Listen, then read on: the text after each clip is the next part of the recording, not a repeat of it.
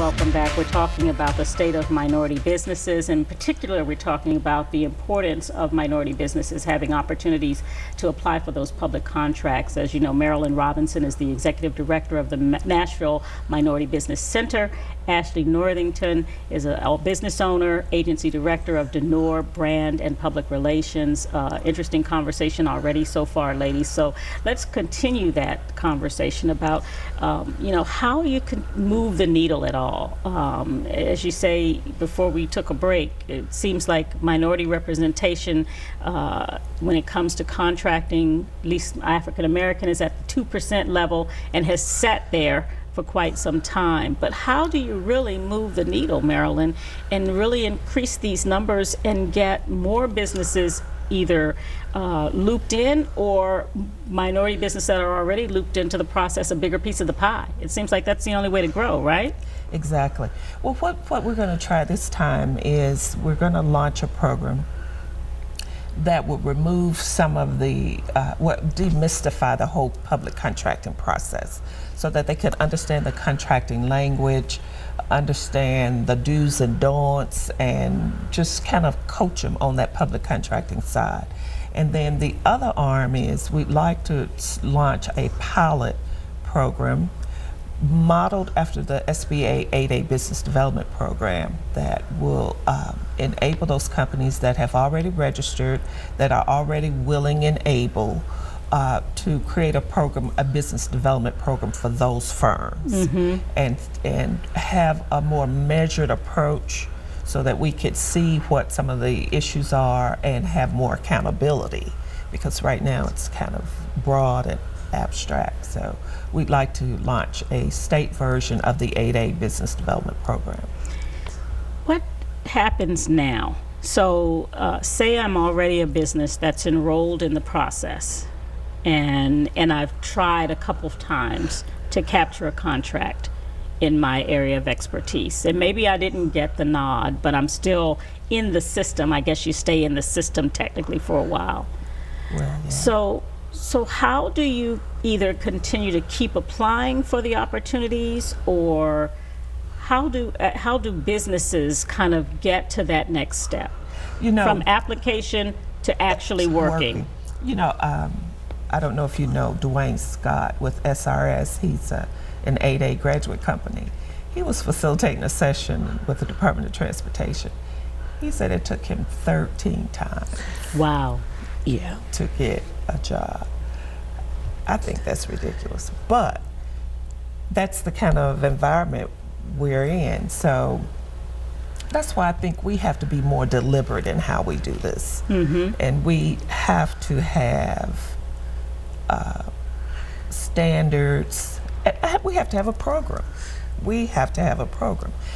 You know, that's just at the state level, some of the issues, but it mirrors the city level too. I think at the local level, we may have had as many as 5 disparity studies, and I think maybe the first one was completed in '96, I'm not sure, but we're still at the same place 12 years later, you know, so we've just got to do some different things. Race conscious, race neutral is not working.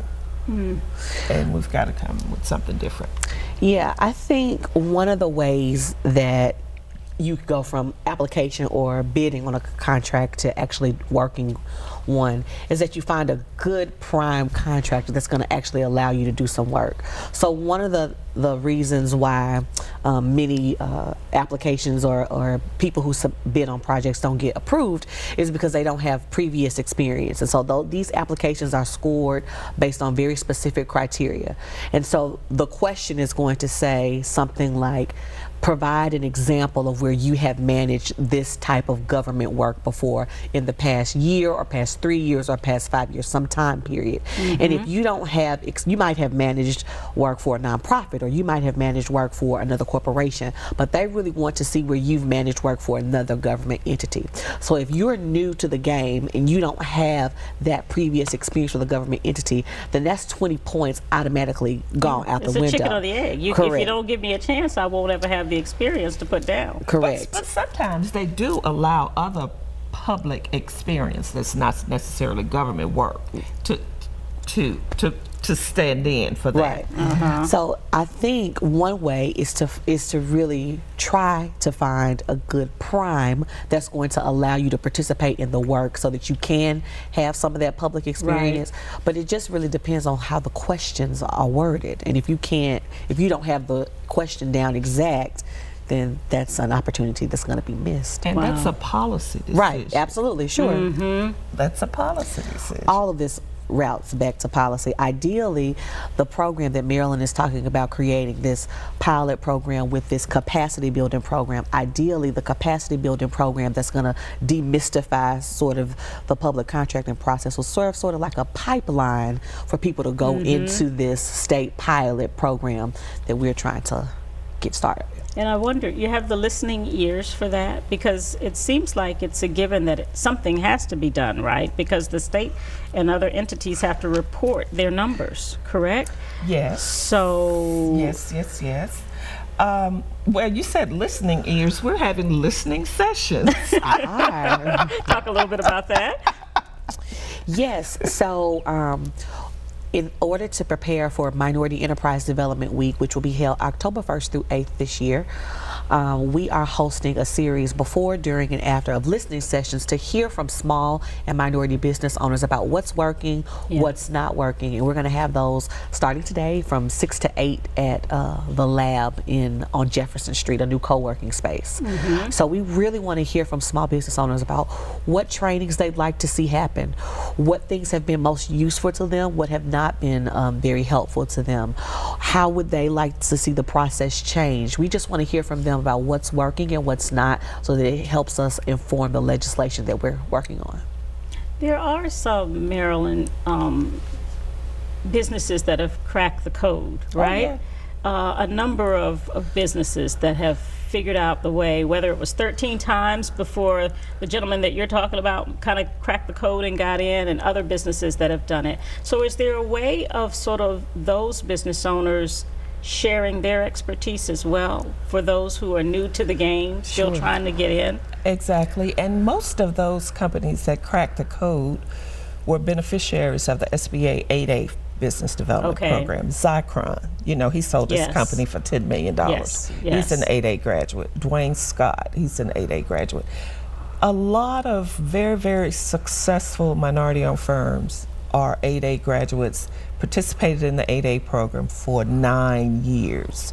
And talk a little bit about that program so people understand what you're talking about, that Small Business Administration program. Yeah, this is a program that was created maybe 50 years ago. I'm not certain about that, but it's a business development program where the federal departments reserve certain projects and they put them in the program, and nobody can bid on them but 8A certified firms. And in order to be an 8A certified firm, you have to go through a very a rigorous, process. You know, they background checks.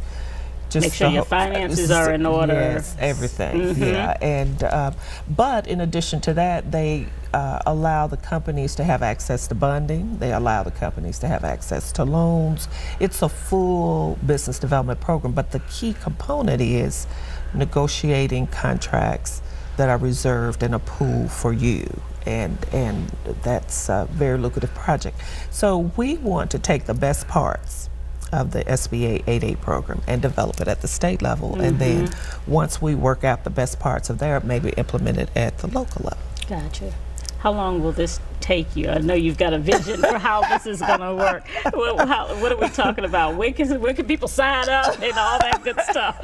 Well, I would say it's probably at least, it's going to take this session to even get it approved, and then they've got to write the rules. I would say at least 2 years away. Gotcha. But in the meantime, we can have them prepared, and make sure that they understand that whole public contracting process. Understand. So October 1st through 8th, getting back to MidWeek, because I know we've got another couple minutes. I want to make sure people want tickets to the event. Is it still time to do that? How can they find out more about the sessions that'll be offered? Sure, they just have to visit NashvilleMidWeek.org, and they can find all of the information there. It's also on Facebook at the Nashville Minority Business Center page on Facebook, where you can like and find all the updates there. Sure. An interesting guest, I'm sure, always interesting guest, if I remember correctly, that would come and give the keynote and all that other great stuff that you all had going on there. Yeah, we have some very interesting panelists. So this year we have, since we're talking about the road to public contracting, we are having 2 panels. One to kind of talk about how you make the most of your subcontractor experience. So say you've been registered and certified to do business with the government for years and you haven't been able to get a contract. So we're talking to some business owners. I think we have Kia Jarman on one panel, and we have Don Harden to kind of talk through this is what you need to do in order to make the most of your certification at this level. Right. And then we have another panel to kind of talk through how you transition from being a subcontractor to being a prime contractor. So we have Robert Sherrill from Imperial Cleaning Systems. We have Angela Mitchell-Hill from Nasa's Nails. We also have Brenda Odom from Catering, and some others to kind of talk through how you make the transition from just being a subcontractor to being a prime. So we're really going to hear from business owners who've sort of cracked the code and mastered the art to kind of share with the guests about how they did it. And that's October 1st through 8th. Yes. That MidWeek. I thank you all both for being here. Marilyn Robinson, always a pleasure. Ashley, nice to meet you as well, and thank you so much for being here. And we thank you for joining us. We will see you again next time.